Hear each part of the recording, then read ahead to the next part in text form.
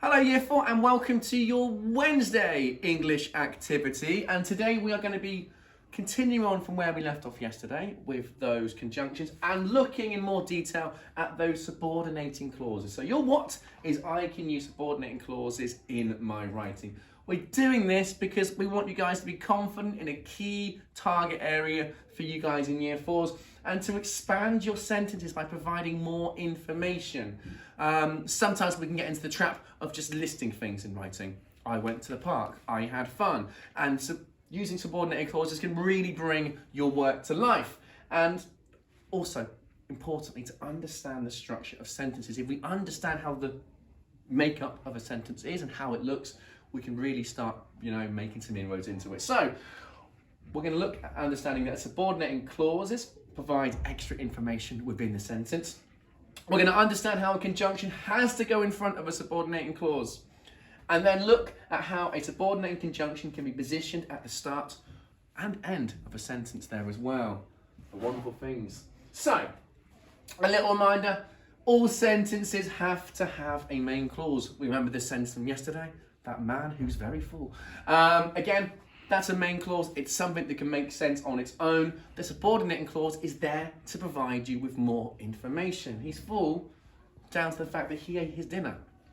Pretty logical reason for that. But it doesn't make sense on its own unless you add it on to a main clause. And to do that, you need one of these wonderful things called conjunctions there as well. We looked at them yesterday. They are the connecting words. So the man was hungry, therefore he ate all his dinner. Interesting one there as well.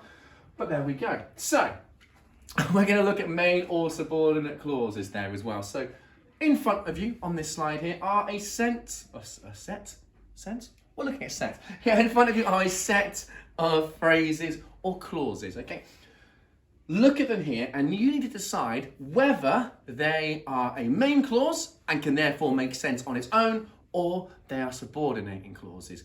Don't make sense on their own. So here are the words. Buy some delicious, tasty groceries. It was very cold. Sophie fell over. The man wore his grey, cosy light jacket. Miss Harbert went to the shops. She didn't notice the hard rock. So have a look, and I want you to understand and decide which one of these are main clauses and which one of these are your subordinate clauses. Off you go, Year 4. So if we look, we have buy some delicious, tasty groceries. That's a subordinate clause. It was very cold. Cold. It was very cold is a subordinate clause. Now some of you will say, actually, it does make sense on its own, but it's more likely going to be adding extra information to a sentence. So I would classify that as a subordinate clause. Sophie, poor Sophie, who apparently has fallen over, that would be a main clause there as well. The man wore his grey, cosy light jacket. That's a main clause, also a list sentence. Well done if you noticed that.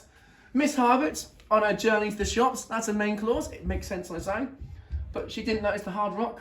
Well, that's a subordinate clause. It's providing extra information. And if you went up to your mum and dad now and said, she didn't understand, or she didn't notice the hard rock, they'd be going, sorry, what are you saying? It doesn't make sense on its own. So that would be the subordinate clause. Another activity then for you, match the clauses. Here are a selection of main clauses. Here are a selection of subordinate clauses. You need to match them up to ensure that they make sense. So here are your main clauses. The athlete crossed the line with a smile on her face. Mr. Bull was incredibly excited. The robin landed in the tree. And poor Miss Harbert, she was covered in glitter. They are your main clauses. You need to match them up to the subordinate clauses. Give that a go. Let's see if we can match them up correctly.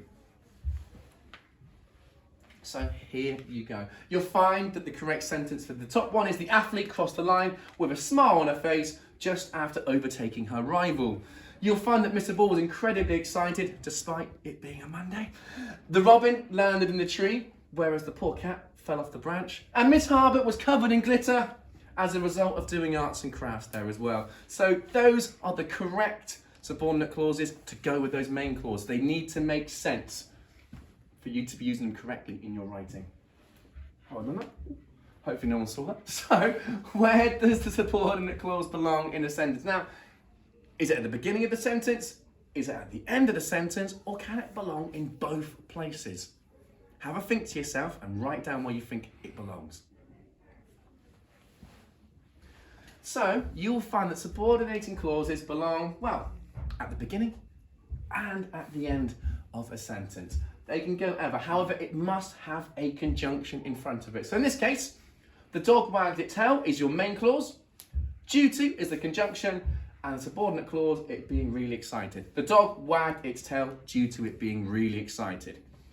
However, we can flip it around and we can put the conjunction at the beginning of the sentence, followed by a subordinate clause and a comma to say, due to it being really excited, the dog wagged its tail. Both make sense, but it just shows you how you can change up the sentence by understanding the purpose of a subordinate clause and where it needs to be going.